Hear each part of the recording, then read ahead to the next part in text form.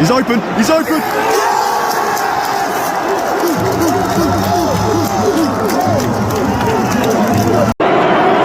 at Harold. Look at Harold. Come on.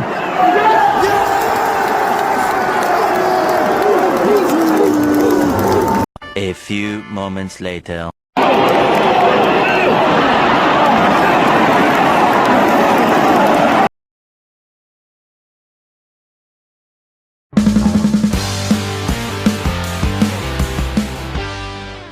Hey guys, welcome back to my channel, or if you are new here then please do me a favour and hit that subscribe button. So, the Cleveland Browns might have lost in a pretty gut-wrenching way in London this weekend, but if you look on the bright side, after over a decade of watching it on the TV, I finally got to see the Browns be the Browns live in person and do what only the Browns can do, and that's lose in the most Browns possible way. We will get into the game. I'll be completely honest. If you want a more in-depth breakdown of this loss and why the Browns lost, go watch another video. I will obviously throughout the week, break down a bit more about the actual on-the-field stuff in this game. But today, obviously, after being at the game, experiencing NFL London, the Browns in town, just want to kind of give my overall thoughts of the weekend as a whole, and as well as obviously my quick thoughts, shall we say, on the game itself as well. But the Browns lost, but a lot of British fans won, shall we say, still this weekend. It was a fantastic weekend for everyone involved. So many Browns fans. I have never seen so many Browns fans in my life. I've mentioned it on here before. Where I live, I am the only Browns fan. I went, nearly a decade without meeting another Browns fan. They were quite few and thin. So, spending this weekend with so many Browns fans, and there were a lot. There were thousands. And don't get me wrong, there was a lot of Vikings fans as well, especially at the stadium. A lot of Vikings fans seemed to travel down on the day, so on Sunday. Because there didn't seem to be that many on the Saturday, but Sunday there was a lot of purple. But there was a lot of Browns fans there as well, whether that was British Browns fans or American fans from the States, whether that was the German Browns backers, the Norwegian Browns backers, the Dutch Browns backers, wherever in the world. People came from far away to watch this game and to experience this weekend with other Browns fans, and it was one hell of a weekend for everyone involved. Shout out to the Browns, the Browns British backers for putting on a lot of the events. Shout out to Paul Brown UK for running a lot of the events. I was at the Saturday night Browns Backers Bash. Didn't know what to expect too much. Was thinking we'll have a few beers with some Browns fans, and maybe I'll get a signed something off someone. Who knows? Not in my wildest dreams did I believe that I would meet one of my heroes, one of my favourite players of all time, and I'm sure that's the same for most Browns fans, Joe Thomas. And when I saw that he was coming, I got quite excited, shall we say. Then when I saw that he was there and he was signing autographs, etc., I started to shake. I get in the line. I can't believe that I'm about to meet Joe Thomas. I go and meet Joe Thomas. I talk to Joe. What an amazing human being. What a nice person. If I was in his situation and I had all of those people trying to come up to me for an autograph and a picture and all of this stuff, it would be pretty easy for me to get a little bit annoyed and just be like, okay, keep it moving. Joe gave time to every single person that went to see him. He didn't rush anyone on. If we got rushed on, it was by one of the event staff. It was never Joe. It was never any of the players. So got to meet Joe, have a little chat with him, tell him how much of a fan I am. I got his signature on the jersey there, as well with some others as well. Got some photos with Joe. I then actually met him again later in the evening when I think he was on his way from the bar. He was with a couple of people, obviously had some security around him. And I literally just had a chance, bumped into him down the stairs, so had another little chat with Joe, got another picture with him. yeah, like I posted it, on the night. The picture just and that I was shading and all of this stuff. I didn't expect much of it. The picture ended up getting 1,500 likes. So shout out to all the Browns fans that were clearly happy for me, because that was just such a an unbelievable moment for me. No matter what, after that, it didn't really matter what the result was. Obviously, I wanted to see the Browns win, but I just met one of my favourite players of all time, and I was so excited by it. I also got to meet another one of my favourite players, Josh Cribbs. I even got caught by the Browns social media staff. They got me on video on the Facebook app, me meeting Josh Cribbs, and I went over to him. I asked him for an autograph on my on the Browns jersey, and he didn't have to, but he took my jersey and he said, you know what, I'm going to go and get Joe Hayden's signature on here as well, without me even asking. So shout out to Josh Cribbs, getting me Joe Hayden's signature as well. Also met Andrew Hawkins, got his signature on the jersey as well. The jersey as well as Gary Barnridge, who, I remember that 2015 season when he had the most random 1,000-yard season of all time. He was lovely. Nice to meet him as well. So great night on the Saturday. Got to meet some, amazing former Browns alumni. For me, as, I've spoken about how long I've been a Browns fan on here, but, when you live in the UK, you don't quite get the opportunity, shall we say, that you get over the States to meet these guys or experience anything with these guys. So truly a life, a memory that I will remember for all of my life. Just an amazing opportunity and something that I'm so happy that I did, and was, so happy to get the pictures with Joe, get the autographs, all of that stuff. So as I said, shout out to the Browns backers, shout out to Paul Brown, running some great events on the Saturday. We had a little bit of a cock-up, and our accommodation actually was wrongly booked. So me and a friend were walking around London until about 2 a.m. in the morning until we found somewhere to stay. We found somewhere in the end, managed to get a few hours sleep before the Sunday. And then the Sunday rolled around. Again, another great experience, going to the game, walking to the game. So many NFL fans, whether that was Browns fans, Vikings fans, or just NFL fans in general. Great to see the NFL get represented as much as it did in the UK. And then, getting into the game, the Tottenham Hotspur Stadium is amazing, a truly, truly stunning stadium. And then getting to experience the game with all the Browns fans. And, you could probably tell by my throat, I was shouting quite a lot. You could probably tell from some of those videos at the start, I was shouting quite a lot. I was trying to get the chants going, trying to get the barking going. So my throat's taken a little bit of a battering. And, yes, I would love to have seen a win, and we thought we were going to get a win, and that would have just topped off the weekend. But as I said, with everything else that I got to experience, I still had a great weekend regardless of the loss. And, it just reinforced why I'm so proud to be a Browns fan, and why I'm so happy that the Browns are my team. People can laugh and point fingers and say, why on earth is the British guy supporting the Browns? Why on earth would you put yourself through that, etc., etc.? I get it.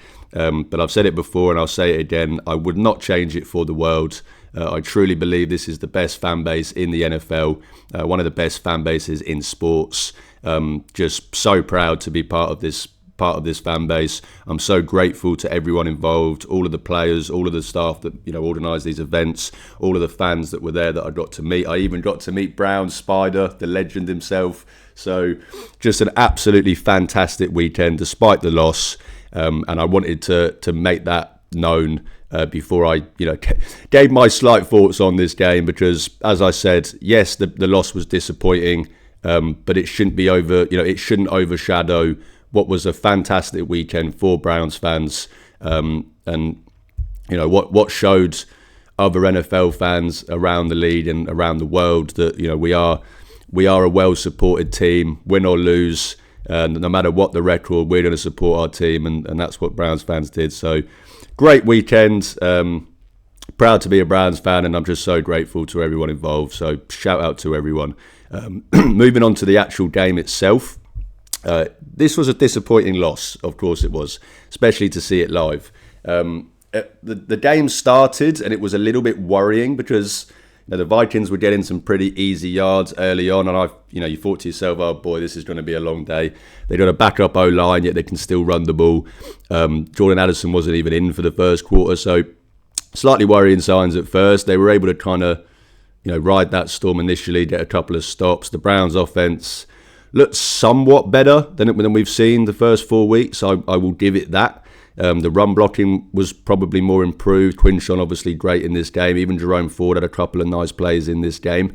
And then obviously the Browns were able to, get the touchdown at the start after the fumble, which was a big play from the defense. But the Vikings were able to pretty much immediately answer. The second quarter then was just quite hard to watch from an offensive standpoint. It basically was just a slew of punts.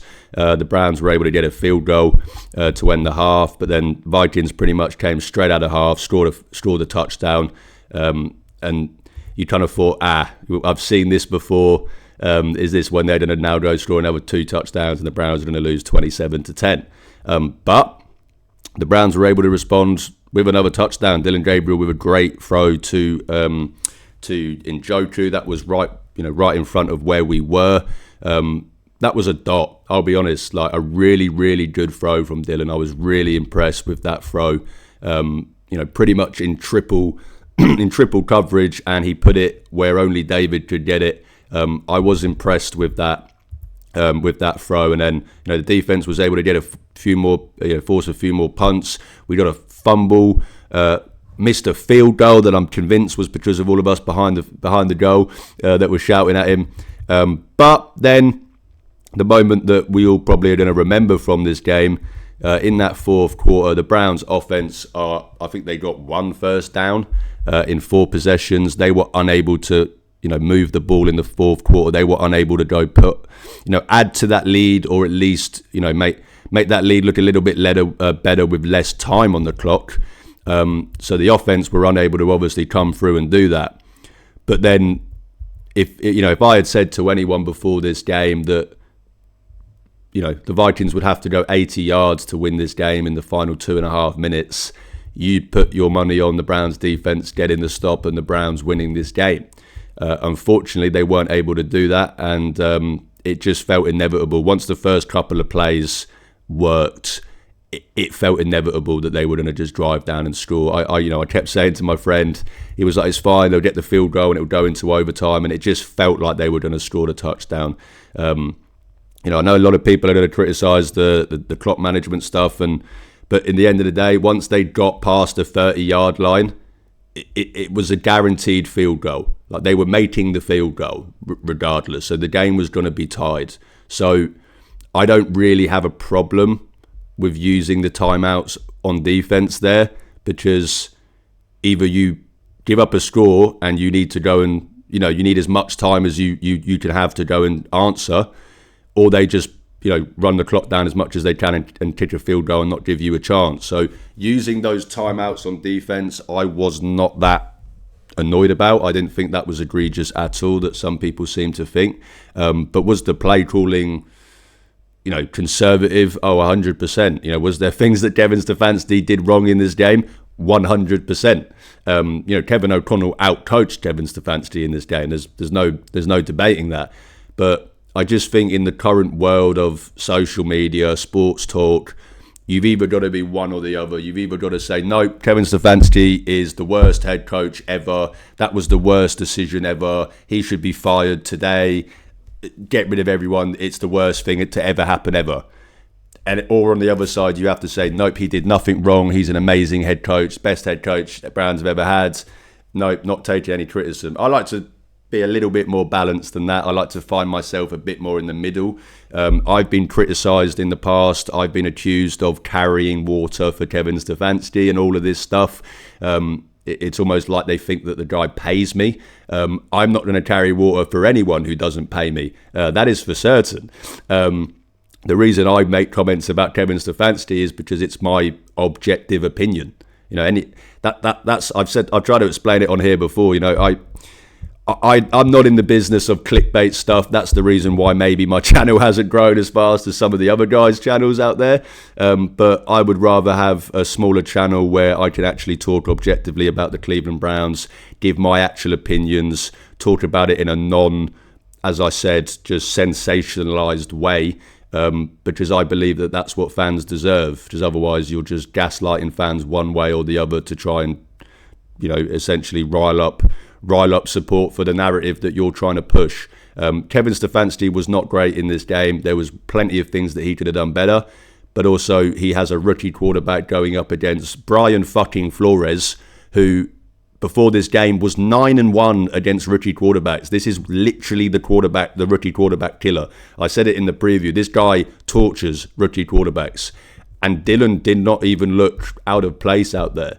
He looked in place, and that's because of the conservative game plan that they have. If they went out there with a game plan that they would have had for someone like, I don't know, like the Bills have for Josh Allen, you're going to see Dylan look terrible out there. So I understand there's plenty of areas that I would have liked Kevin to do better. At the end of the game, yes, you've got a conservative game plan, but that doesn't mean you need to be as conservative at the end of the game. I would have liked to, the second quarter stuff with Quinshon Judkins you can point to, but, it was coming through on the thing that he was a little bit banged up. So, context does matter. I think, as I said, before we're quick to just jump on and say, oh my God, he doesn't even know how to use his players because Quinshon wasn't in there. Let's maybe wait and see if, what Quinshon says or what anyone else says. But as I said, Kevin Stefanski wasn't great in this game, but I don't think it was as bad as other people are making out. The timeouts I was absolutely fine with. I would have just liked to see maybe some more aggressive play calling in that fourth quarter to try and go and win the game. But I understand with a rookie quarterback why the game plan was as conservative as it was. Back to Dylan, I was impressed. I'm not saying that this guy lit it up. This is a third round fucking pick. This would obviously, this was our second overall pick this year.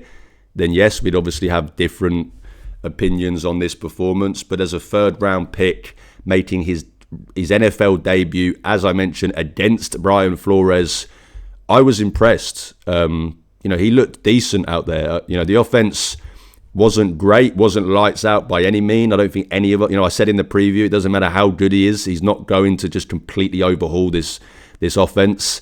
It goes a lot deeper than the quarterback, so no quarterback is going to come in and turn this into a top 5 offense.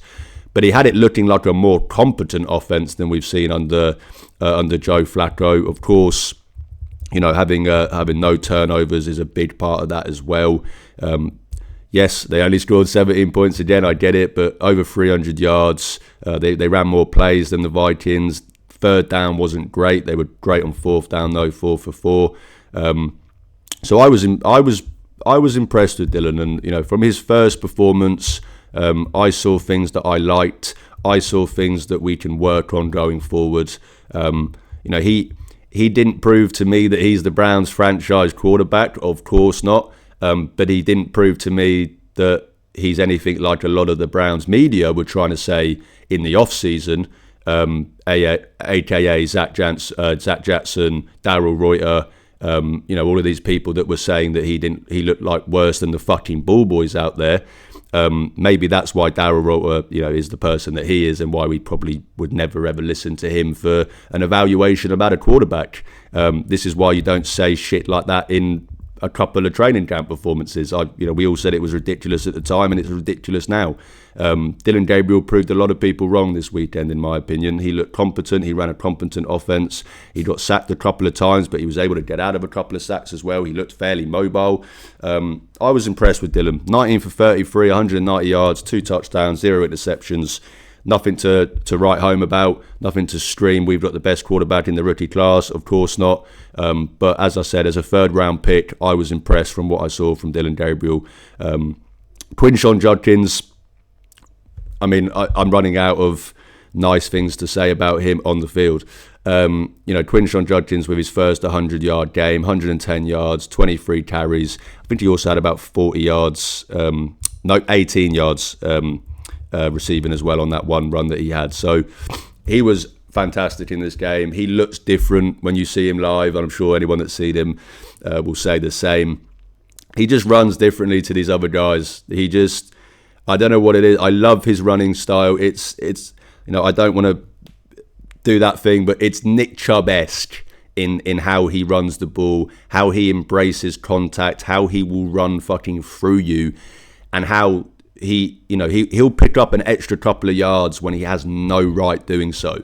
That was one of my favourite things about Nick Chubb, that he might get the tackle might come 2 yards short of the first down mark, but Nick Chubb would still get the first down. But just by falling forward, he'd be able to get those extra couple of yards. And Quinshon seems to have that similar ability of, even when the first tackle hits, even when the first contact comes, he's able to get a few more yards, even when it's like 4 dudes in front of him. He is really impressive. I've said it the last few weeks. The Browns have their running back. That's one of the few areas on offense we don't have to worry about. They have their running back. Quinshon Judkins is going to be good. He's going to be great, shall we say. He's doing all of this behind an XFL offensive line, generally one of the worst offensive lines in the NFL, and he's able to be this impressive. He looks like one of the best running backs of this class. All the Trevion Henderson stuff, all the debates in the offseason, they seem to have quieted down quite a lot. You got Quinshon, who didn't even practice for 3 months, looking like one of the best, rookie running backs in the NFL this year. And Trevion Henderson can't even get a sniff ahead of 2 guys that I think have 2 combined 800-yard seasons between them. So really impressed with Quinshon. He looked great. He's the biggest bright spot on this offense. Whatever happens in the next, the rest of this year, next off season, regardless, Quinshon Judkins is the running back of the future. They've got their running back 1. David Njoku was good in this game, 6 receptions, 67 yards, including, as I mentioned, that great touchdown grab. He also had a great grab in the second quarter, I believe, down the right sideline. That was a really good throw from Dylan. Again, only where David can get it, went up and high-pointed it, came down with 2 guys on him. He was great in this game, really impressive stuff. Carson Schwessinger, got 12 tackles, again, led the team in tackles. He's, again, similar with Quinshon. I'm running out of nice things to say about Carson Schwessinger. I had people, non-Browns fans around me saying, wow, this kid is legit. You guys got yourself a stud there. We have ourselves a stud. As I said with Quinshon, we've got our running back for the future. We've got our linebacker for the future with Carson Schwessinger. This is a guy that just looks like he's going to play at an all-pro level for 10 years. He just screams Luke Kelce level type player, and I'm so happy he's a Brown, and I can't wait to see him develop as a Brown. Ronnie Hickman was also quite good in this game as well. He made quite a good few tackles, and obviously the Malik Collins continues to get, another 2 sacks for Malik Collins today. Alex Wright with the sack. Mason Graham had a couple of nice tackles. Myles Garrett obviously popping up here and there. There were some good performances overall. But, of course, the Browns lost, and they lost in disappointing fashion. They lost again because the offense was unable to score more than 17 points. They lost again because the special teams was unable to, take advantage of good field position, or at least set them up in good field position. Fuck me.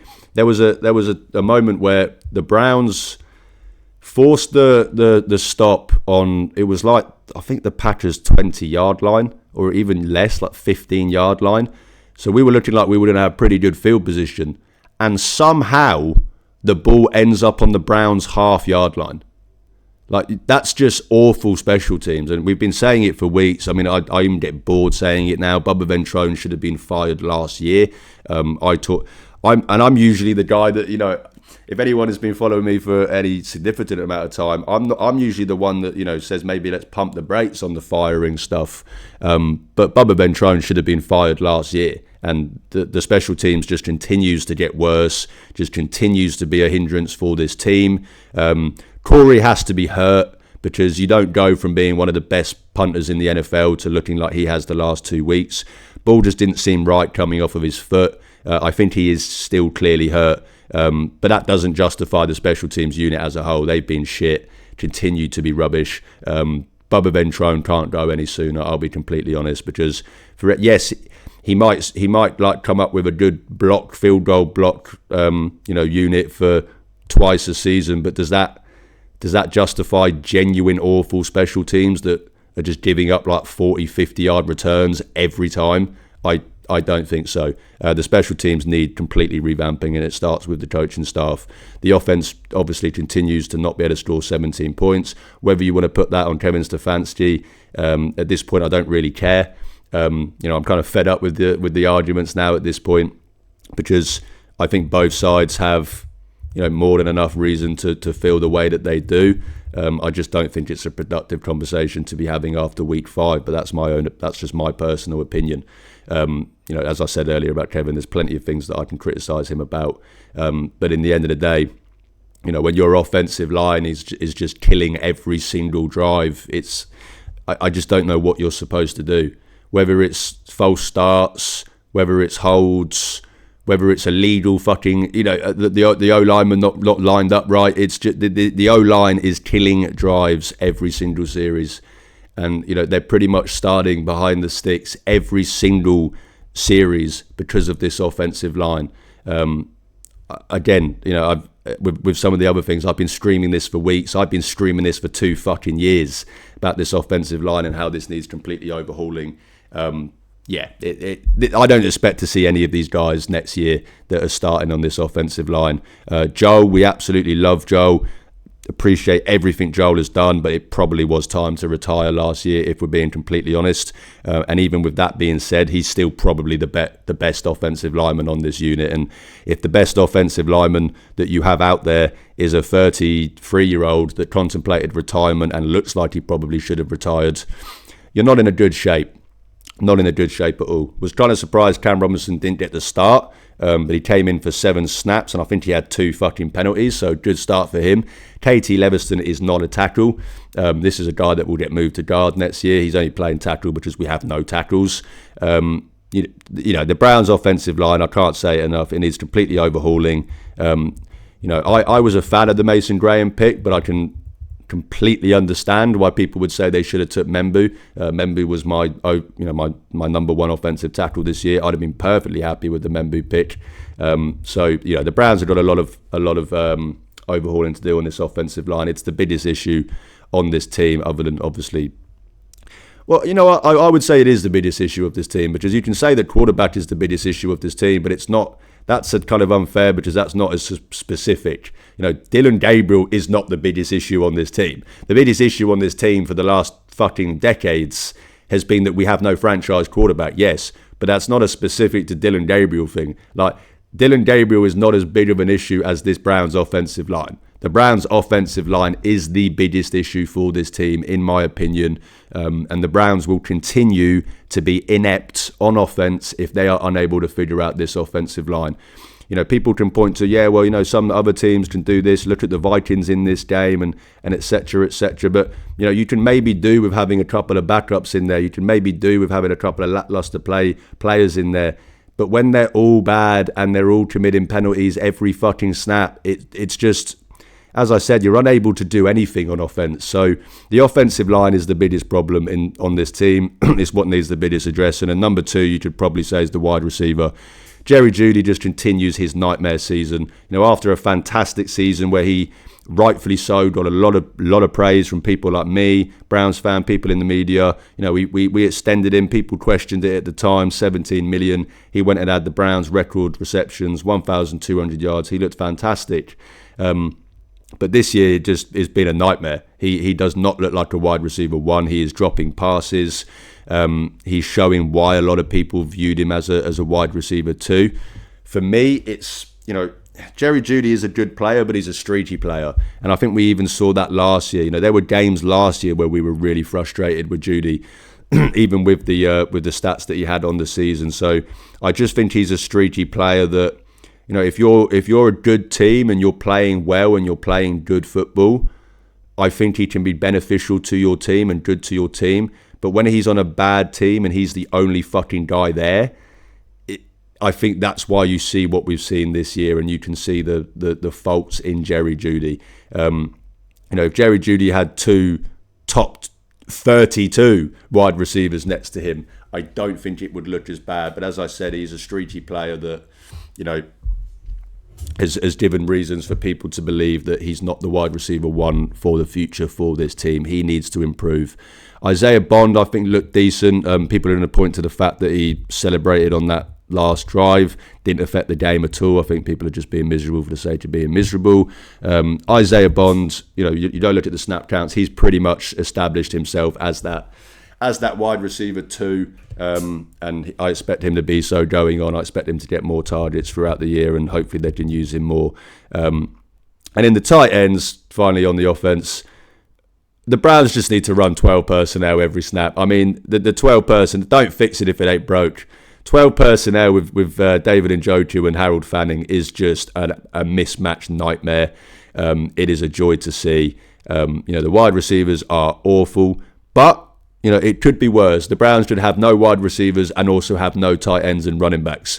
They got tight ends, they got running backs. So figure out the wide receiver position, get some people in here when you're overhauling this offense in the next year or so.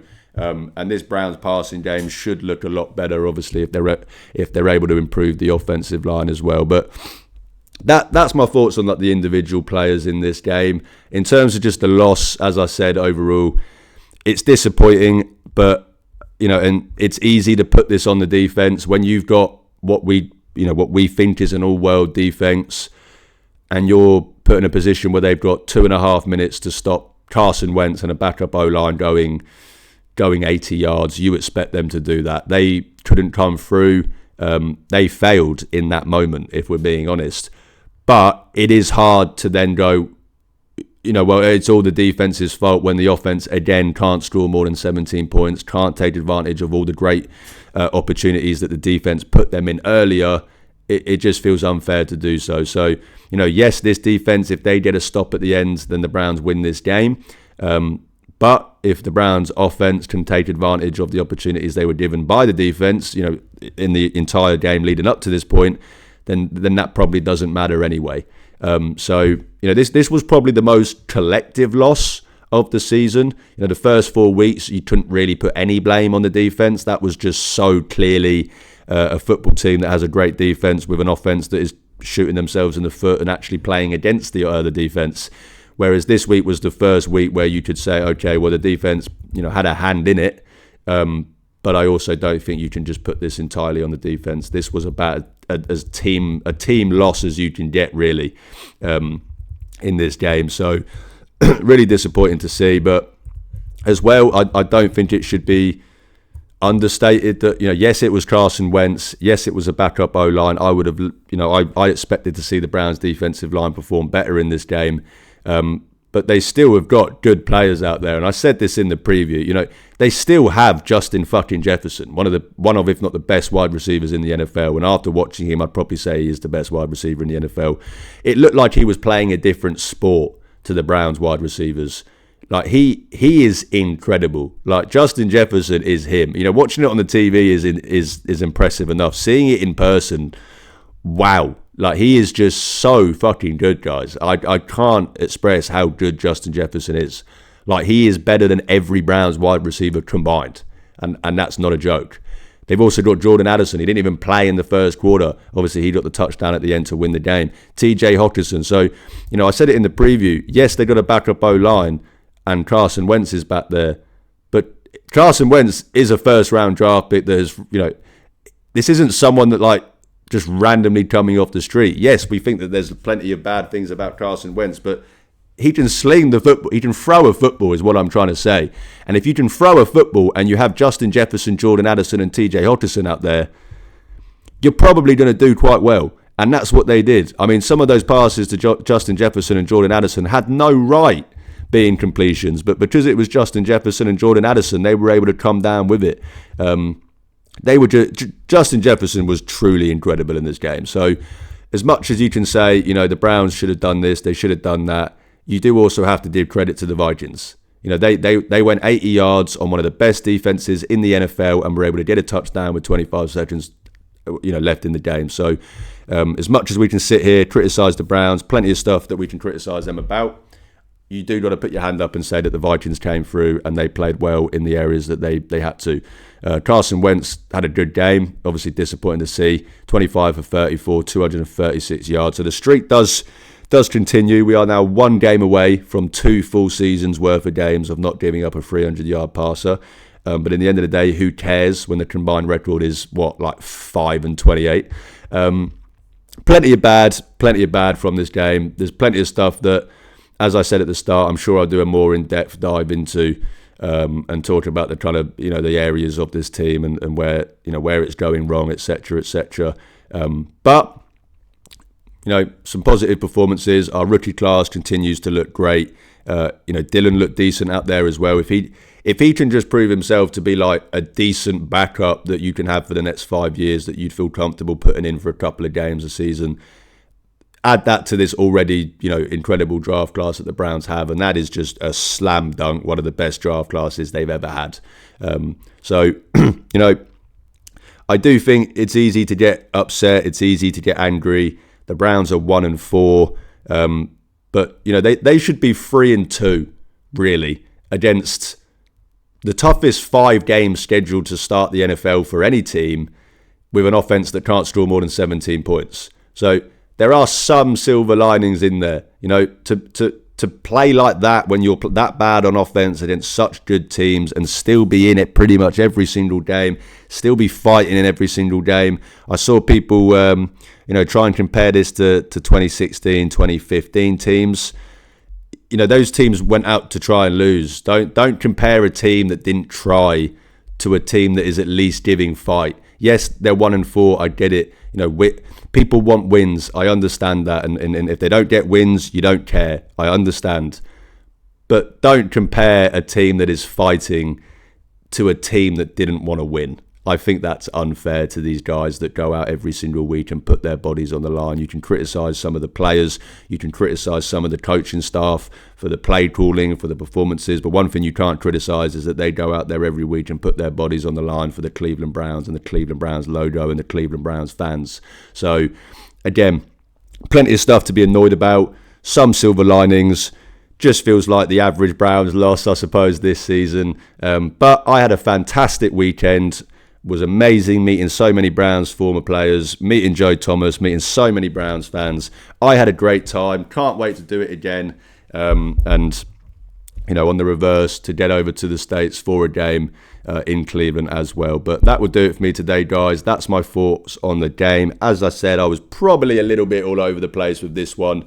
Still, I woke up at like 1 o'clock in the afternoon today after going to sleep last night when I got home. I had quite a long weekend with not much sleep, still slightly recovering. My throat is still pretty bad after shouting all day yesterday and barking. But I had a great time. That's all that matters. The Browns lost, but hey, what can we do? Browns are going to Browns. But that would do it for me today, guys. Again, I think I just said that twice in the space of 30 seconds. I'm telling you, I'm all over the place. I'll do some more in-depth stuff, some more kind of actual, football talk, shall we say, throughout the week on this game and going forward. But for now, shout out to everyone that was involved in this weekend, and can't wait to do it next time. But if you do enjoy my content, guys, please drop this video a like. Hit the subscribe button. I'm trying to remember all the stuff here now. Check the links in the description. That's where you can follow me. If you want to go check out the picture of me and Joe Thomas, even though I'm probably going to put it in this video anyway and just use every chance I can to show the picture of me and Joe Thomas, because that's how happy I am about it. But you want to interact with me, that's where to find me. And as always, I'm trying to build a community of Cleveland Browns fans, and even if that means I only get to talk to one fan a day, I'm happy, because I'm talking Browns football with the best fan base in the world. And when I say the best fan base in the world, after this weekend, I truly mean it. But thanks again, guys. Enjoy this week. Enjoy as much as you can after a Browns loss. But most importantly, go Browns and go Browns fans.